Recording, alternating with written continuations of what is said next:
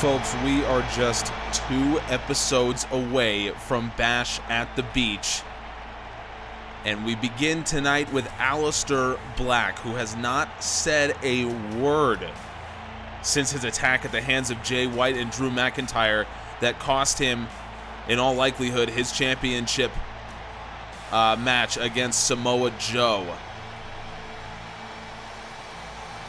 So we've seen Black angry before, but never like this. The fans are fully behind him, and so am I.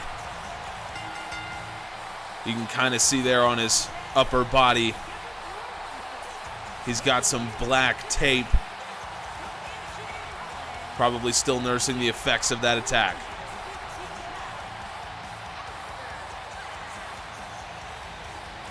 Aleister Black, one of the most dangerous, one of the most intimidating men in GAW. He is deadly enough without making him angry.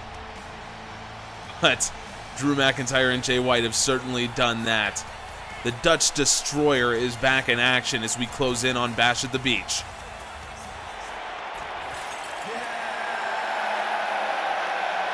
And the man he's taking on, the man who has tried to get himself a footing since the Hardy Boys crashed out of the GAW Tag Team Championship Tournament. After a dramatic return, they lost their first round match, and Matt Hardy's been trying to find himself ever since. And he, unfortunately today, is matched up with a pissed off Aleister Black. I love Matt Hardy as much as the next guy, but he might be in trouble if this is the man that he has to go against. Matt Hardy takes on an injured Aleister Black to begin tonight's Wednesday Night Storm. 10-minute time limit here in this one. I don't know who Matt Hardy pissed off to get this match with just a single-minded, focused, absolutely enraged Aleister Black. And you can see the focus of Black. Now, to take you all the way back to episode 1, Aleister Black, he may be the unluckiest man in GAW right now. In episode 1, Aleister Black scored the pinfall in an 8-man tag match that was supposed to put him into a fatal 4-way to determine Samoa Joe's next World Championship challenger. Instead, a masked man who we now know to be Jay White began attacking all of the men on the winning team of that match, and Aleister Black was the first among those. In fact, up until this point, Aleister Black is the only man to have returned to competition in the United States. Kazuchika Okada went on to win the IWGP Heavyweight Championship a month and a half later, and we'll see him at Bash at the Beach. Aleister Black is the only one to return to competition in the U.S. So he returned. Matt Hardy actually was involved in this story because he pretended to be the man who was attacking everyone to get a match with Samoa Joe. Jay White showed up after that match, knee misses from Black, and attacked Matt Hardy. Side effect from Hardy. Hardy goes for the pin on Black. 1, 2, Black kicks out. Jay White hit Matt Hardy with the Blade Runner on the outside. The next episode, Aleister Black got a match with Jay White, which he was utterly dominating. White then attacked the ref, threw Black out of the ring, and Black was met with a hellacious Claymore from Drew McIntyre. So we now know that Drew McIntyre and Jay White have aligned themselves, because then Black had a match with McIntyre, which White got himself involved in, hit Black with the Blade Runner behind the referee's back. McIntyre pinned to win. Then Black was given a championship shot by Samoa Joe, probably just to get under Jay White's skin. And we now know that Jay White and Drew McIntyre attacked Aleister Black before that match. Black went out injured, lost that match in under a minute. to Samoa Joe's Coquina Clutch. Which puts us here. Now Black against Hardy. Black kicks out before one on that suplex. And Black clearly not 100%. Side effect from Hardy. Hardy really taking it to Aleister Black. Hardy trying to find himself here in GAW. He took almost a year off. Him and his brother Jeff, former tag team champions. But they have not been met with the same success since Nitro 9. Hardy looking for the twist of fate, and Aleister Black able to get out of it. And now Black turns it into a Northern Lights suplex with the bridge. One. Hardy kicks out. So Black clearly not 100%, but still has an opportunity to put this match away with the most dangerous move of GAW, Black Mass. Hardy down in a heap. Black, 1, 2, 3. Aleister Black wins on his return. He was not 100%. Didn't matter. 2 side effects from Matt Hardy. I can't even imagine the amount of pain that Aleister Black was in, given the state of his back after those attacks. But Black, able to avoid the twist of fate, turns it in to a devastating Black Mass. Boom. Puts Matt Hardy away. And Aleister Black has picked Aleister Black, the most dangerous man in GAW. We didn't pick you randomly. You thought you had bettered me by beating me 2 months ago. We'll find out who is the better man. At Bash at the Beach, you will face me in a no-holds-barred match. I accept.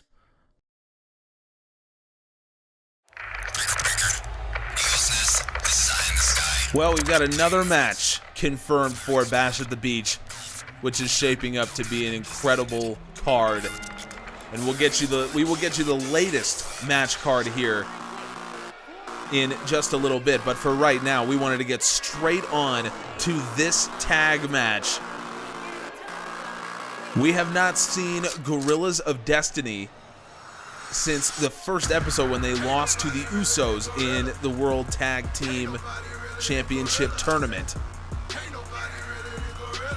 It was a great match, marred by a controversial finish as the Usos took a count out to end their first round. But of course the Usos now are tag team champions, and GOD trying to get back to that level, and they can go a long way tonight by defeating the legendary Young Bucks.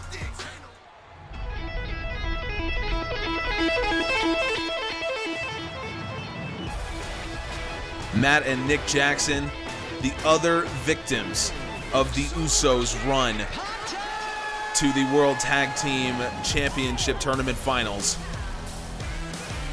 Remember, the Bucks and the Usos went on just an they had an unbelievable match in the semifinals of that tournament. So both of these teams looking for some redemption.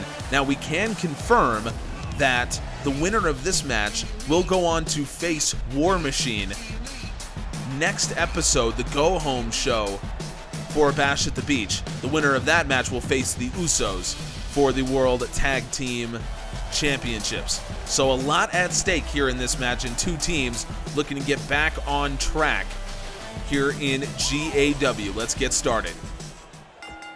Nick Jackson and Tama Tonga to start out with. 15-minute time limit here in this match. The Young Bucks, former champions in GAW.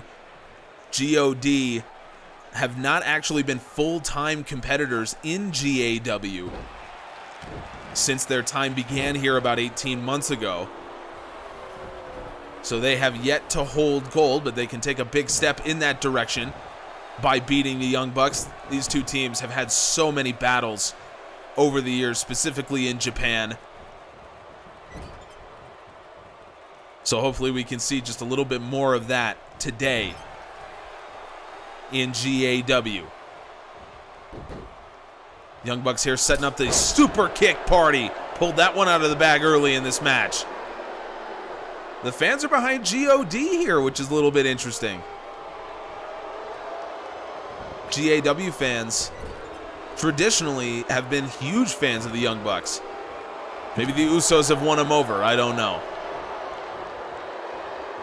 So we will get you the updated match card for Bash at the Beach after we have just found out that Aleister Black versus Drew McIntyre will be happening at the event. No holds barred. And that's going to be a lot of fun. I'm looking forward to that. Hopefully Black will be healthy so we can get ourselves a great match. That's what I'm hoping anyway. So we'll find out. Aleister Black will be in action next week. He will be taking on Atomic Drop, big boot combination from GOD. Aleister Black will be taking on CM Punk next week. Punk, another guy just trying to find himself after the crazy 8-man tag in episode 1. So he'll have a chance to do that against Black. Matt Jackson out of the back, suplex into a spear.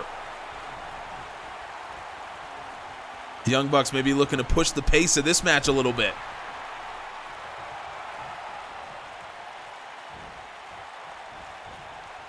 Now Nick Jackson has Tongaloa up, looking for the Meltzer driver. Got it. Beautiful Meltzer driver on Tongaloa. Nick Jackson going for the pin, and he gets it. I don't know. Again, Tama Tonga a little bit slow. I wonder if he was fatigued from the brunt of the punishment that he took earlier in the match. Young Bucks make short work of GOD, who really have yet to find themselves here in GAW. The Young Bucks versus War Machine is on next week in the semi-main event for the #1 contendership to the tag team titles, currently held by the Usos. Speaking of which, in our main event, the next match, Jimmy Uso will fight to be the #1 contender for the Intercontinental Championship, currently held by Kofi Kingston. So we will get that in our main event. But first, well, hang on. We were going to go to the updated match card, but it appears that we have an announcement from Asuka, the GAW Women's World Champion. So let's get to that right away. Charlotte Flair. Bash at the Beach. Steel cage submission match. We are well on the road to San Diego, and it seems like every minute we're learning more about how Bash at the Beach is going to shake out. We begin with one of the biggest matches in the history of GAW in a special New Japan Pro Wrestling showcase, as former GAW World Champion Kazuchika Okada takes on former GAW Cruiserweight Champion Zack Sabre Jr. for the IWGP Heavyweight Championship. The match that was made earlier this episode, Aleister Black takes on the man who cost him his world title match as he faces Drew McIntyre in a no-holds-barred contest. Intercontinental Champion Kofi Kingston will be in action against the winner of our main event coming up next. Could Jimmy Uso be pulling double duty? The Rumble on the Beach returns. Who will join Rey Mysterio and Bobby Lashley as winners of the most exciting event of the summer? In our co-main event, it's the match that was just confirmed. GAW Women's Champion Asuka takes on the biggest thorn in her side, Charlotte Flair, in a steel cage submission match for the title. And in our main event, leave that cage down as Samoa Joe takes on the vicious Blade Runner Jay White in a cage match for the GAW World Championship. And now let's get to our main event of Wednesday Night Storm as we determine who will challenge Kofi Kingston for the Intercontinental title at Bash at the Beach. Wow, the GAW Bash at the Beach match card is filling up rather quickly. Wow. Well, 2 more matches confirmed just tonight. Aleister Black taking on Drew McIntyre. Asuka taking on Charlotte Flair in a steel cage submission match. Both of those matches are now official.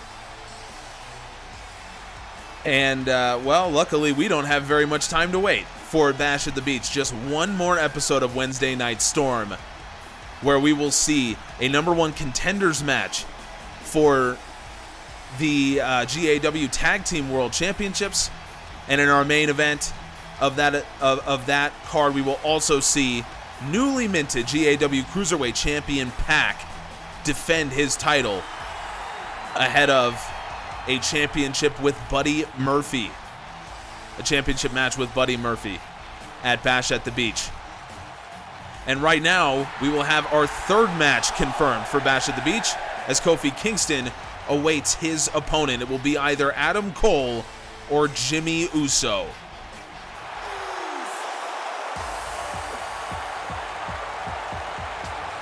Yes, the tag team champions have a chance to start their domination in the singles division as well as the tag division. Jimmy Uso won a match 2 episodes ago against Walter, who was a former challenger to Kofi Kingston's title. So now he will be in a #1 contenders match with former champ Adam Cole. Now you may be wondering, why does Adam Cole get this match after losing 2 straight to Kingston and then losing again to Walter? Well, it's very simple. In the GAW Intercontinental Division, that loss only counts for that week. You get a lot of second chances. You get a lot of chances because there's a lot of matches in the GAW Intercontinental Championship Division. So Adam Cole gets to redeem himself, gets a chance to redeem himself tonight in a #1 contenders match. It's the main event. Let's get straight to it.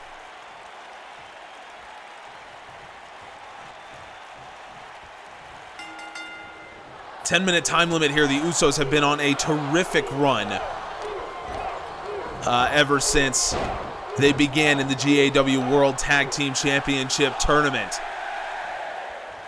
They've been hot there.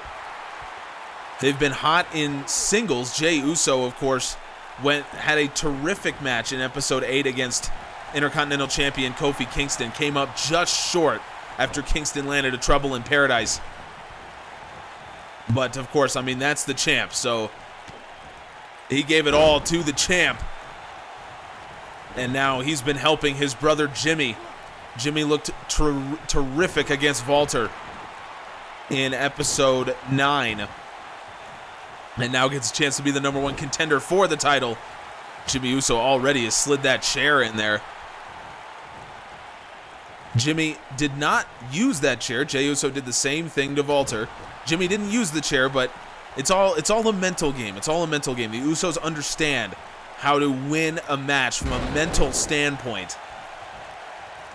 They've proved that time and again, and now Cole goes for the super kick. It misses. Counters with the stun gun on Jimmy.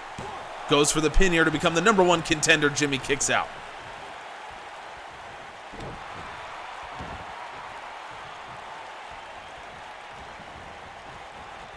Cole going for the arm. Maybe trying to neutralize Jimmy's ability to lock on the Tequila Sunrise. Now Cole puts him up. Uchi-Guruchi. Right on the head. Jey Uso up on the apron.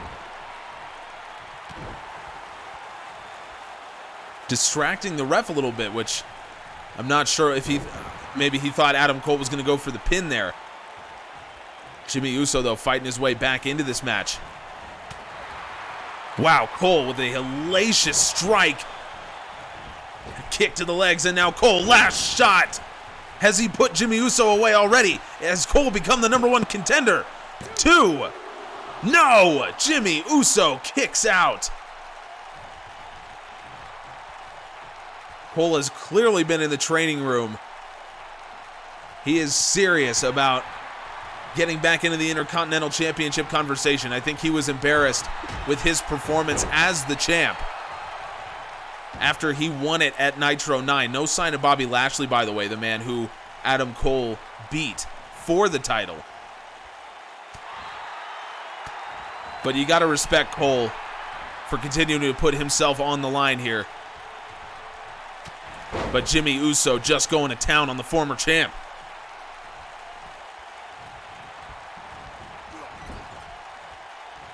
So after today, we will have 3 additional matches confirmed for Bash at the Beach. And we will also see the Rumble on the Beach. Oh my God. Jimmy Uso going up top. Jimmy Uso with the outside superplex. We've seen him make great use of that move, both Jimmy and Jay. It's part of what helped them defeat the Young Bucks in the semifinals of the tag team tournament, and now he's using it to try to become #1 contender. So if you're not familiar with the Rumble on the Beach, it is one of our favorite events here in GAW, a 20-man Royal Rumble, and the winner gets an Intercontinental or Cruiserweight Championship title shot. Adam Cole, feet up on the ropes, going for the dirty pin, and Jimmy Uso just able to push him off. Adam Cole trying to win this match by any means necessary. Cole going for the pin again. Uso kicks out. Bit of a labored kick out though. Cole might be wearing down the tag team champion. Uso again catches that kick. Fans firmly behind Jimmy and Jay. And why wouldn't you be? These guys are so much fun. Jey Uso sends him over the top.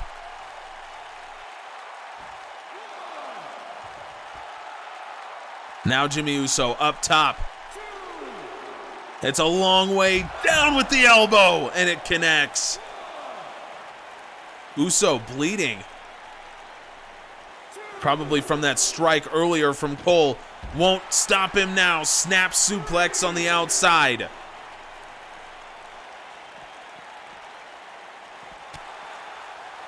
So we don't know. Traditionally, we don't find out any of the competitors in the Rumble on the Beach before the event happens.